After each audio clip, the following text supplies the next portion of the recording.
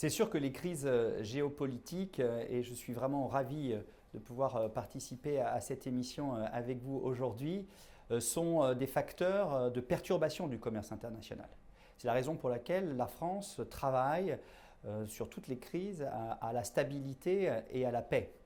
En ce qui concerne spécifiquement, par exemple, la perturbation du commerce international liée aux incidents en mer Rouge, la France est très impliquée à travers une mission européenne de défense pour protéger le trafic maritime. Cette mission s'appelle Aspides, est une mission sur laquelle nous comptons beaucoup pour sécuriser les transports maritimes, qui est important à la fois pour la région, bien sûr, à commencer par les Émirats arabes unis, mais aussi pour tout le commerce mondial. Stabilité, paix, défense des grandes routes du transport international et notamment maritime.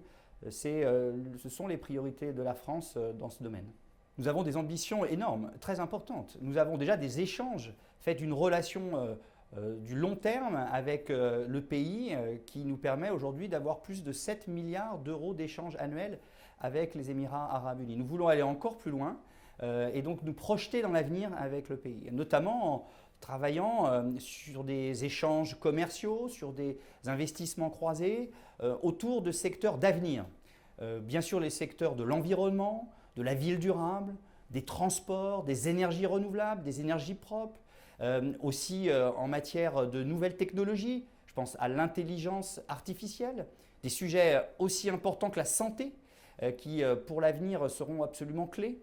Et donc nous voulons, avec les Émirats arabes unis, avec toutes nos entreprises qui sont présentes, il faut savoir qu'il y a plus de 600 filiales d'entreprises françaises ici aux Émirats arabes unis, bâtir des partenariats, créer des opportunités d'affaires, que ce soit d'ailleurs ici aux Émirats arabes unis, en France, mais aussi dans des partenariats à l'export, ensemble, pour aller conquérir des marchés ensemble, avec les différents partenariats que nous bâtissons. Non, je ne crois pas du tout que nous ayons perdu notre influence en Afrique. Il y a eu un certain nombre d'événements qui se sont passés dans quelques pays de la bande sahélienne. Pour autant, les relations entre la France et l'Afrique sont nombreuses dans de nombreux pays. Nous avons augmenté d'une façon très importante nos investissements en Afrique, en triplant depuis 2010 le nombre d'investissements en Afrique, en termes de stock d'investissement en Afrique, dans une logique de relations gagnant-gagnant, basé sur un gain réciproque, parce que nous pensons que c'est comme ça que nous pourrons là aussi bâtir des partenariats et un commerce sur le long terme en Afrique. Lorsque j'étais ministre du commerce extérieur il y a quelques années déjà, puisque je suis de retour dans cette fonction depuis maintenant quelques jours, j'ai toujours œuvré pour faire en sorte de bâtir des partenariats de long terme, gagnant-gagnant avec l'Afrique.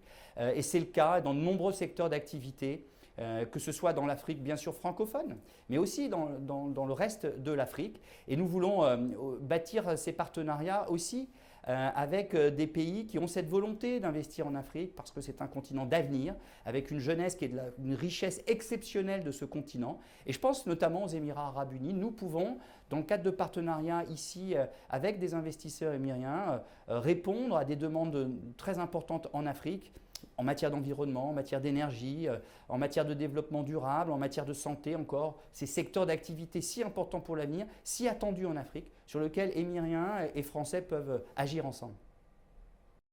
Alors, il y a un certain nombre de pays qui ont effectivement tendance à vouloir mettre en place des dispositions protectionnistes. Nous pensons qu'il faut entendre un certain nombre de dispositions de protection de marché quand il y a des pratiques distorsives du commerce, des pratiques déloyales.